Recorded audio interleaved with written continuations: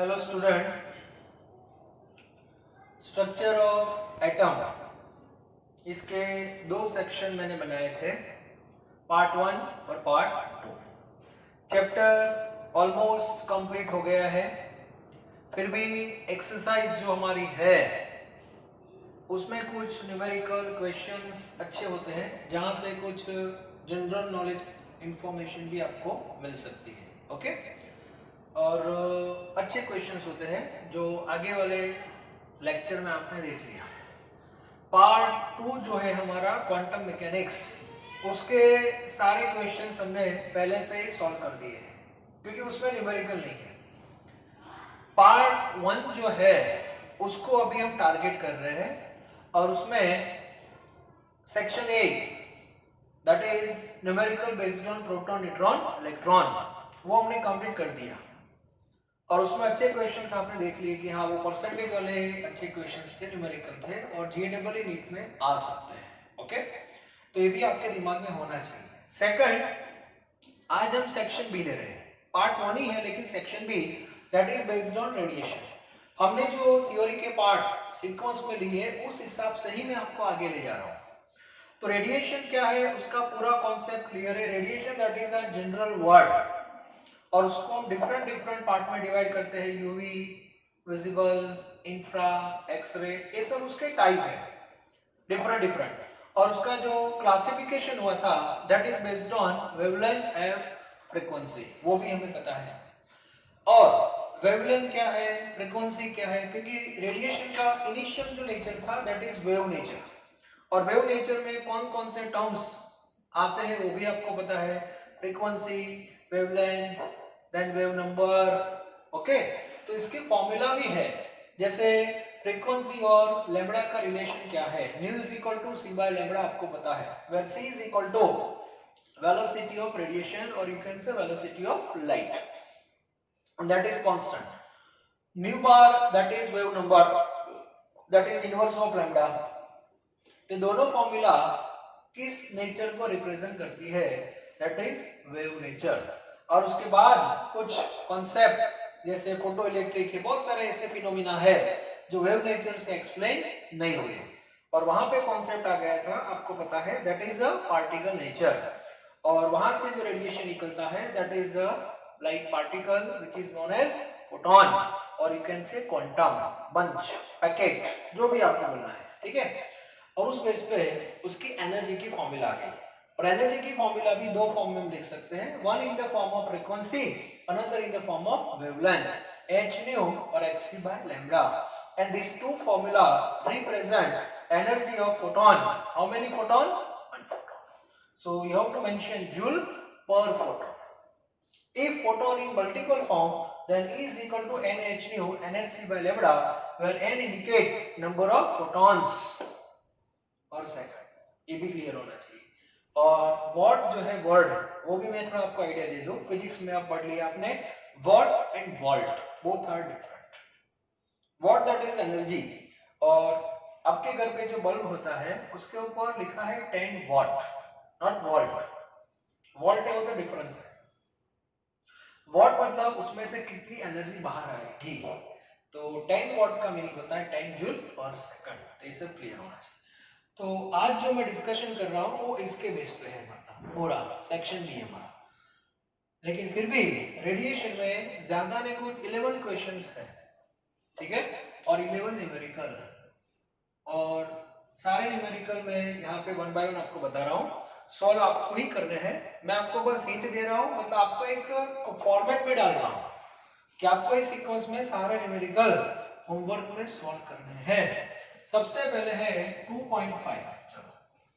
अब 2.5 में क्या लिखा है, आगे मैंने होमवर्क में भी शायद दिए होंगे, फिर भी कोई बात नहीं, रिपीटेशन हो जाएगा। 2.5 में आपको पता है, 1 मिनट,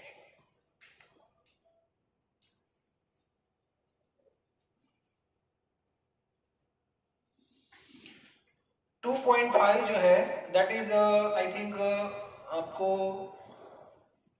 येलो लाइट के बारे में बताया, सोडियम लैंप जो होता है उसमें येलो लाइट बाहर आ रही है, और उसकी वेवलेंथ दी है 580 nanometer, and you have to find out frequency then wave number. कर सकते हो कि नहीं? तो सबसे पहले फॉर्मूला कौन सी अप्लाई करोगे? Nu is equal to c by lambda. ये फॉर्मूला अप्लाई कर देना। उसमें सी क्या लेना है आपको पता है, लैम्बडा आपको दिया है, लेकिन लैम्बडा जो नैनोमीटर में है उसको मीटर में क्या कर देना, convert into 10 to the power -9। ये क्लियर होना चाहिए। और इसके बाद nu bar is equal to 1 upon lambda. तो सिंपल क्वेश्चन है, आप सॉल्व कर सकते हो।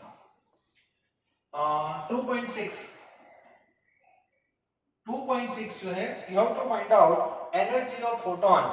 So in the first case frequency is given, तो कौन सी फॉर्मूला यूज करोगे? E is equal to h nu। Frequency आपको दी है, so E is equal to h nu। सारे क्वेश्चंस SI में होने चाहिए। h की वैल्यू जूल इंटू सेकंड में लेनी है, न्यू की वैल्यू सेकंड इनवर्स और हर्ट्ज, और सेकंड में आपको वेवलेंथ दी है E is equal to hc by lambda, और लैम्बडा आपको दिया है एंगस्ट्रॉम में, तो आपको पता होना चाहिए 1 angstrom is equal to 10⁻⁻10 meter. Clear? Conversion is very very important. Conversion में किसी को डाउट है तो मुझे बोल सकते हैं। ओके, फर्स्ट चैप्टर हमारा हो गया है। नाउ 2.7 जो है उसमें आपको एक टाइम दिया है, periodic time, that is t, 2 into 10⁻⁻10 second लिखा है। तो सबसे पहले आपको फ्रीक्वेंसी फाइंड कर देनी है, that is 1 upon t, number of waves passed in 1 second, total time दिया है। तो इसका इनवर्स हो जाएगा 2 इंटू 10⁻10। It means 1/2, 1/2 means 0.5, 10⁻10। यहाँ गलती नहीं होनी चाहिए। स्टूडेंट गलती से क्या करते हैं, 1/2 का 0.5 लिख देते हैं और 10⁻10 एज इट इज रखते हैं, उसको ऊपर लेना है तो 10⁻10 हो जाएगा, और बाद में स्टैंडर्ड फॉर्म में लिखना है तो 5 into 10⁻9 second inverse. So by this way you can calculate frequency, और फ्रीक्वेंसी के बाद आप वेवलेंथ और वेव नंबर फाइंड कर सकते हो। ठीक है? देन 2.8 इजी क्वेश्चन है, मैं आपको गाइडलाइन दे रहा हूं, सॉल्व आपको ही करने हैं, जिससे आपका रिवीजन पार्ट क्लियर हो जाएगा पूरा। चैप्टर 2 देखो, पार्ट 1 पूरा आपका रिवाइज हो जाएगा आराम से। 2.8 जो है, again wavelength that is in picometer. Picometer में वेवलेंथ दी है, वो याद रखना, पिकोमीटर में वेवलेंथ दी है कितना थाउजेंड है, 4000। अब 4000 पिकोमीटर है तो उसका मीटर होगा 10⁻12 मीटर। क्लियर होना चाहिए। ओके, और energy that is also given, that is 1 joule, and you have to find out number of photon. तो कौन सी फॉर्मूला अप्लाई करोगे? E is equal to NhC by lambda. So N is equal to E lambda upon hc। E क्या है? That is 1 joule. Okay, E जो है वो 1 joule है, और बाद में यस लैम्बडा क्या लेना है, 4000 into 10⁻12, H 6.626, 10⁻34 and C 3 into 10⁸8, और इससे आपको number of photons emitted from the source that you can calculate. Okay, now 2.8, okay, 2.9 that is based on photoelectric effect, वो हम नेक्स्ट सेक्शन में कवर करेंगे, सेक्शन सी जो होगा उसमें। बाद में 2.10 जो है, again nanometer, it means wavelength is given, और उतने वेवलेंथ वाला एक रेडिएशन है, वो मेटल के ऊपर इंसिडेंट हो रहा है, और उसमें से मतलब इलेक्ट्रॉन बाहर आ जाता है। ये फोटो इलेक्ट्रिक के बेस पे है, लेकिन आपको एनर्जी फाइंड करनी है बस, और कुछ नहीं, मतलब कितनी एनर्जी हम उसके ऊपर डाल रहे हैं। ओके, और वो आपको जो फाइंड करनी है that is in terms of kilojoule पर मोल। तो आप कौन सी फॉर्मूला अप्लाई करोगे? तो E is equal to NhC by lambda, और n आपको लेना है किलोजूल पर मोल, पर मोल मींस 1 मोल, तो यहाँ पे 6.626 into 10⁻23 लेना पड़ेगा 1 मोल के लिए। Yes, again H 6.022, yes, and 6.626 10⁻34 joule into second into 3 into 10⁸8 upon lambda, and lambda that is 242 nanometer, 2 2 nanometre means 10⁻⁹। तो आपका ये जो आंसर आएगा वो जूल पर मोल आएगा, जूल पर मोल, क्योंकि पूरा डेटा जूल के बेस पे है। और आपको पूछा है किलो जूल में, तो बाद में 10⁻³ से मल्टीप्लाई कर देना। So answer in terms of kilo joule per mole. ठीक है, तो ये 2.10 आपका हो जाएगा आराम से। नाउ 2.11 जो है उसमें भी अगेन एक बल्ब है, दैट इज मेंशन 25 वाट ऐसा लिखा है, और वो मोनोक्रोमेटिक लाइट को एमिट कर रहा है। Monochromatic means having single wavelength, और उसकी वेवलेंथ ये है 0.57 micrometer. Yes, 0.57 micrometer. Micrometer means 10⁻⁻6 meter. Yes, तो ये वैल्यू आपको यूज करनी है। क्लियर? ऐसे छोटी छोटी इंफॉर्मेशन आपके सामने आ रही है यूनिट के बेस पे, और इसमें भी आपको n ही फाइंड करना है। Again write down this formula, E = NhC/λ। Lambda आपको पता चल गया, C पता है, H पता है, E भी आपको दिया है, so you can find out n। Sir ये क्या दिया है? 25 watt, it means 25 joule per second, तो E आपका हो जाएगा 25। क्लियर? तो 2.11 तक हम पहुंच गए। चलो अब कुछ क्वेश्चंस पीछे दिए हैं, मतलब आगे बहुत सारे क्वेश्चंस है, आपको पता है दूसरे पार्ट में दिए हैं एक्सरसाइज के। सारे क्वेश्चन इजी है, बस आपको प्रैक्टिस करनी है और कुछ नहीं। और जितनी ज्यादा प्रैक्टिस करोगे यूनिट के बारे में, उतना आपका कॉन्फिडेंस लेवल बढ़ता रहेगा, याद रख लेना। लेक्चर तो छोटा है, लेकिन इसका जो होमवर्क है वो आपका बड़ा हो जाएगा। मतलब सारे न्यूमेरिकल आपको सॉल्व करना है। बात समझ आ रही है ना? हाँ, बस ऐसे। अभी मैं आपको हिंट दे रहा हूँ और कुछ नहीं है, और न्यूमेरिकल आपको खुद सॉल्व करना है। और इतना तो कर सकते हो, चैप्टर 2 के बहुत बार एग्जाम भी हो गई है। ओके, और ये प्रैक्टिस सेशन चल रहा है, ऐसा मैं मान रहा हूँ। चलो अब 2.45, चलो 2.45 से फिर से सेक्शन स्टार्ट हो रहा है। 2.45 में सिंपल है, जो रेडिएशन की जो डिफरेंट टाइप्स मैंने आपको बताए थे, एक्सरे और वो सब, उसको अरेंज करना है on the basis of frequency. याद रखना, फ्रीक्वेंसी के बेस पे अरेंज करना है। तो सबसे ज्यादा फ्रीक्वेंसी किसकी आएगी? फ्रीक्वेंसी सबसे ज्यादा आएगी कॉस्मिक रेज, फ्रीक्वेंसी की बात कर रहा हूं। इसके बाद एक्सरे, इन सब की वेवलेंथ कम होती है। ओके, बाद में जो ट्रैफिक सिग्नल है उसका कलर, सिग्नल का जो कलर होता है वो विजिबल वाला, ठीक है। उसके बाद माइक्रोवेव्स आएंगे, माइक्रो, और लास्ट में आएंगे एफएम रेडियो, विविध भारती, रेडियो मिर्ची, ठीक है। तो ये फ्रीक्वेंसी के बेस पे अरेंजमेंट हो गई। वेवलेंथ के बेस पे है तो ऑर्डर क्या हो जाएगा? उल्टा हो जाएगा। ये भी क्लियर होना चाहिए। इसके बाद 2.46 है, उसमें नाइट्रोजन लेसर है, उसमें जो रेडिएशन बाहर निकलता है उसकी वेवलेंथ दी है, और नंबर ऑफ फोटोन भी दिया है, सेम पॉइंट आउट पावर। तो फिर से फॉर्मूला यूज करना, E = NhC/λ। n आपको दिया है, लैम्बडा भी दिया है, h और c आपको पता है, तो आप E फाइंड कर सकते हो। सिंपल, वो जो लेसर है उसकी एनर्जी, दैट इज 2.46।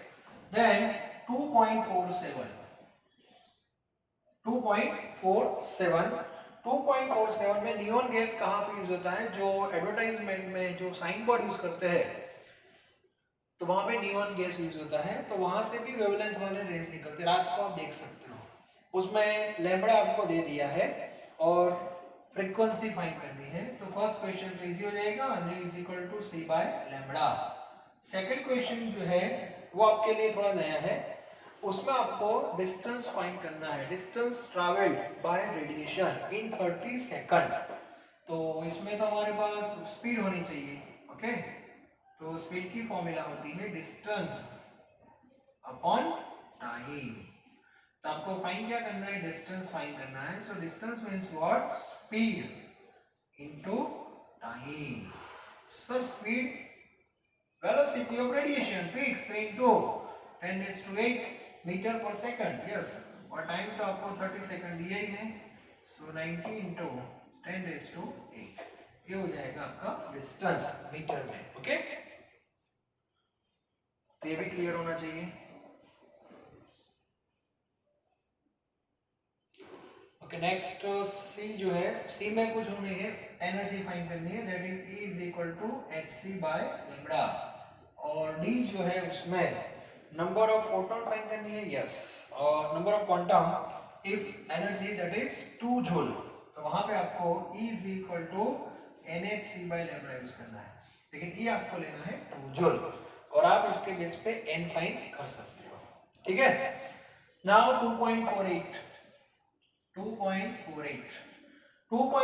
जो है उसमें सेम क्वेश्चन है, सिग्नल के बारे में ही है, जो बाहर से आ रहे हैं वो थोड़े वीक होते हैं, तो वहां से नैनोमीटर दिया है और एनर्जी दी है, तो उसमें भी नंबर फाइंड करना है, सिंपल है, E is equal to nhc by lambda, सारे इक्वेशन इसी, बस फॉर्मूला पता होनी चाहिए और वैल्यू, कांस्टेंट की वैल्यू पता होनी चाहिए विद यूनिट याद रखना, इसीलिए प्रैक्टिस करते हैं और कुछ नहीं है।